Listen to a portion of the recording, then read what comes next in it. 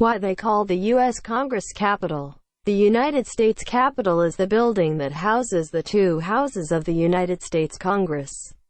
It is located in the Capitol Hill neighborhood in Washington, D.C., the nation's capital. A first stage was completed in 1800 and is one of the main tourist attractions in the city. The building was initially designed by William Thornton and later modified by Benjamin Henry Latrobe and Charles Bulfinch. Thomas U. Walter and August Schonborn designed the current dome and wing of the Senate. The Capitol has a large dome in the center and two outbuildings on each side. The north wing corresponds to the Senate and the south wing to the House of Representatives. On the upper floors there are galleries so that the public can observe the sessions on certain occasions. It is an example of American architectural neoclassicism.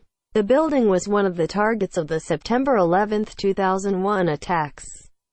But the plane that had the mission to ram the building, United Airlines Flight 93, fell in a field in Pennsylvania when the passengers of the flight tried to recover the plane upon learning that United Airlines Flight 175 and American Airlines Flight 11 had crashed into the World Trade Center.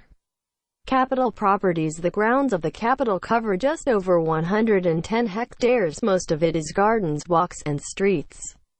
The design was originally conceived by the American architect Frederick Law Olmsted between the years 1874 and 1892. In 1875, in one of his first recommendations, Olmsted proposed the marble terraces on the northwest and south sides of the Capitol, which draw owls sitting on a pyramid seen from the sky. The Capitol houses a large collection of American art. In 1856, the Italian-American artist Constantino Brumidi designed the walls of the corridors of the first floor of the Senate wing. The passages, today known as the Brumidi corridors, reflect great moments and characters in American history. The original murals include scenes and allegories from the lives of Benjamin Franklin, John Fitch, Robert Fulton, and historical events such as the Louisiana Purchase. Endemic animals, insects and flowers of the United States are also drawn on a wall. Brumidi incorporated an area for memorable future events, and today the Spirit of St. Louis plane, the Apollo spacecraft reaching the Moon, and the Challenger spacecraft are represented there. Brumidi also worked on the fresco in the dome. The mural on the ceiling shows President George Washington. It is called Apotheosis of George Washington. Around the ceiling mural is a short pictorial chronology of the country.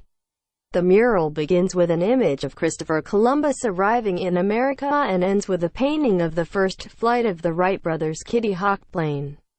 The painting was made between 1878 and 1987 by four painters: Brumidi, Filippo Castagnini, Charles Eyre Whipple, and Alan Cox.